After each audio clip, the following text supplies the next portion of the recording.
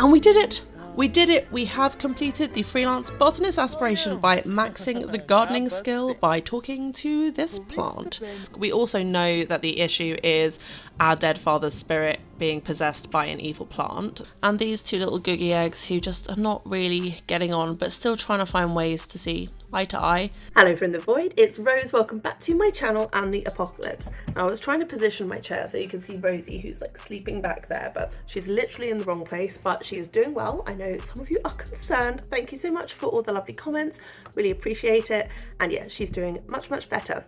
Now, last time we were with Eden, we discovered the mother plant, or should we say the father plant, a massive plant beneath Strangeville, which may or may not be our father, who is in fact responsible for the entire apocalyptic Strangeville event, and it has fallen to Eden, therefore, for the good of her children and the world, to try and undo it.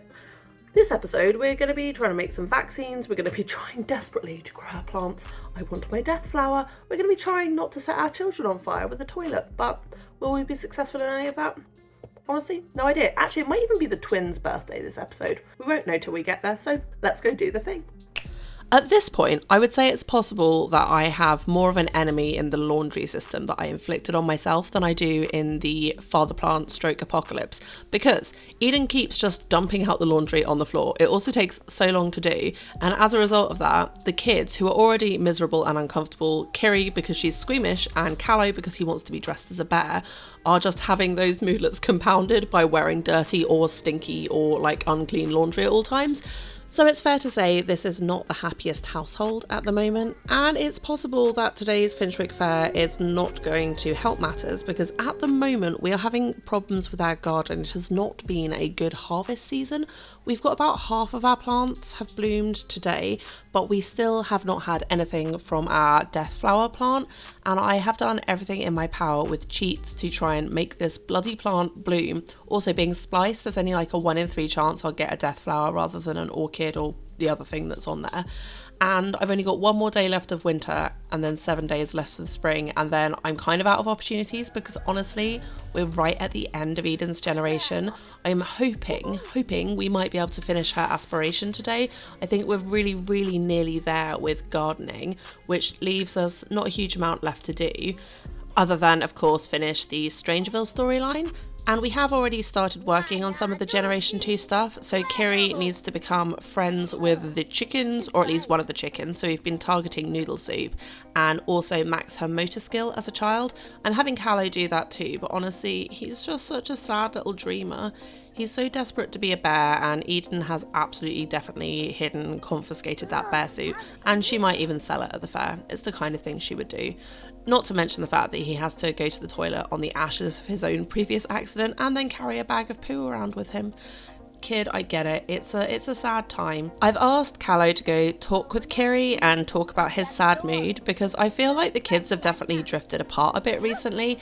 Callow is super dissatisfied with their life in the compound, so I feel like for him, he just wants to escape into his dollhouse and his books and his dreams, and he just wants to be free, whereas Kiri's kind of happy.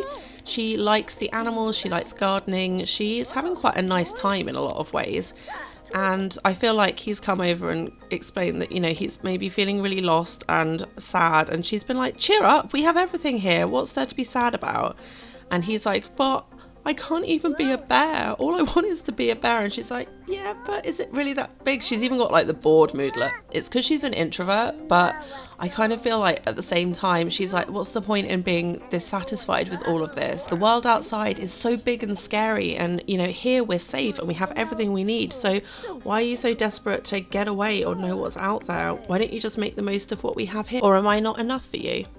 And I think the reality is, Callow, as much as he definitely loves his sister and in his own way loves his mum, he just has bigger, barrier dreams than spending his life canning things and keeping them on a shelf and planning for disaster. I think he's definitely an optimist, whereas Eden obviously is a pessimist, plan for the worst, and Kiri I think is just a pragmatist. She's like, this is what there is and I'm gonna make the best of it. And I think as they get older that will drive a wedge between them. Like, she's making quite a big effort to try and cheer him up, which definitely takes away from her own sense of well-being. She's just someone that sort of gets on with what's in front of her and tries not to overthink stuff, and and he is the king of overthinking. Although they have just gained their closer from happy memories sentiment, I do foresee perhaps a slight parting of the ways for these two kiddos. One of them's gone to cry in bed and the other one has gone to train physically because it's what her mother wants. Her mother who is talking to a plant. This in a hope of getting it.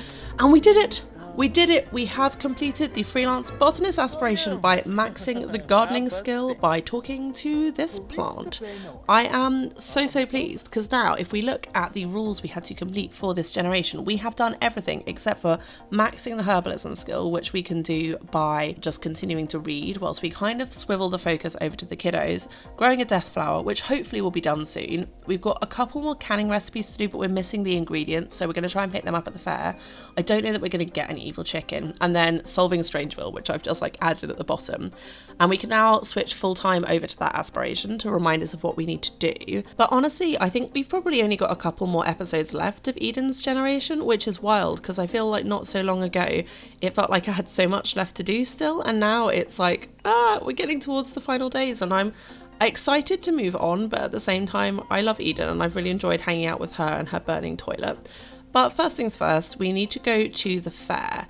And I was actually considering bringing one of the kids with us. We are just selling our crops as usual and also looking to see if we can get any obsidian treats, because if we were going to get an evil chicken, we need to get an obsidian tree, and I just don't think that's going to happen, but we're still going to look every time. And also, we need a blackberry and a blueberry for the last two canning recipes. Let me know in the comments.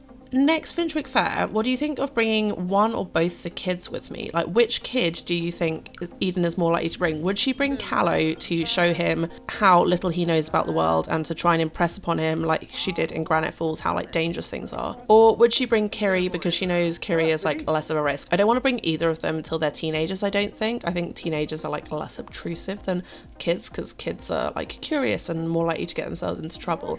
Let me know in the comments. Do you think next week we should bring Kiri, Callow, neither, both? Love to know what you think and I will try and work it in. It hasn't been our best fair today. We only made about $5,000 and also we only got one of the fruits we needed, which is frustrating.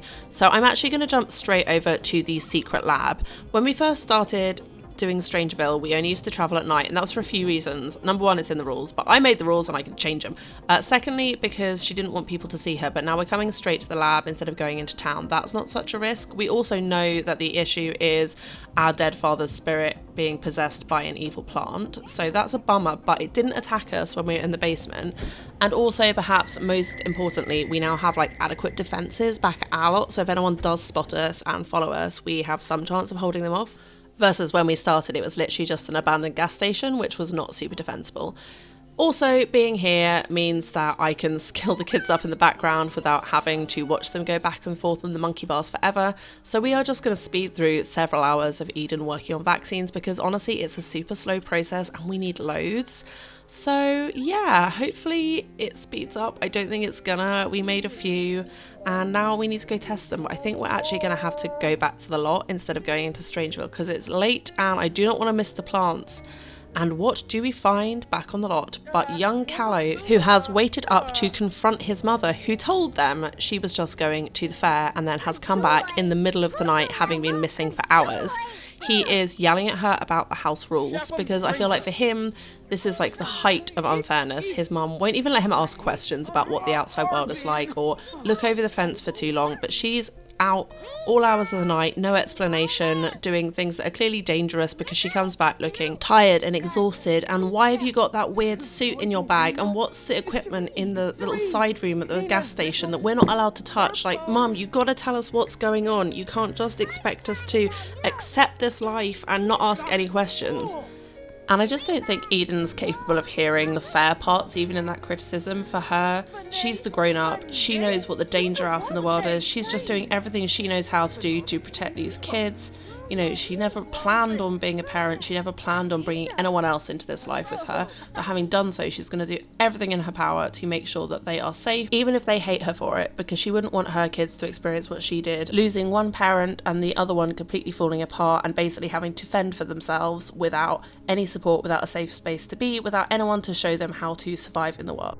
Her kids are going to be prepared, they're going to have a safe place to stay, and if I can manage it, they are going to have a death flower. It does look like the plant has bloomed today, although I think we've only got an orchid, but at least it is working. Also working is Angie Kiri, who is furiously stomping around to take care of her chicken friends.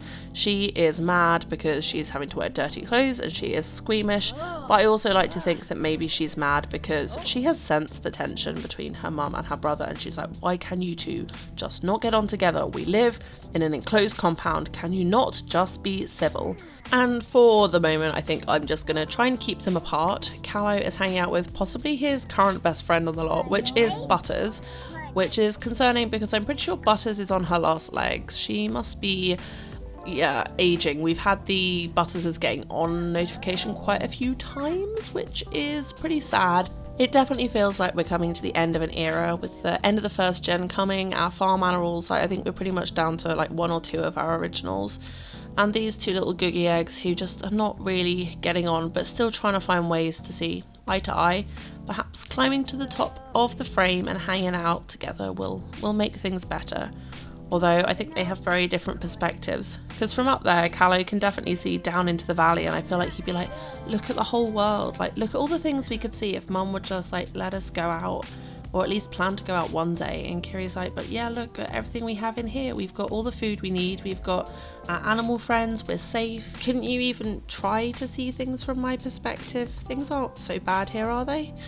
But for the time being, Callow is just really sad. He definitely feels like the odd one out, not least because he can't be a bear, and his sister just seems to be fitting in quite nicely. And with that note, she has mastered the motor skill. Good job, Kiri. That is one of the requirements for the 2nd generation, which we have now got out of the way, and just about in time because it's Sunday about lunchtime, and it is going to be the twins' birthday. On Tuesday, they will be teenagers, which feels both really soon, but also like it's been a little while coming. I'm feeling kind of ready to move on to the 2nd generation, obviously once I have tied off a few loose ends with Eden, both skill-wise and story-wise.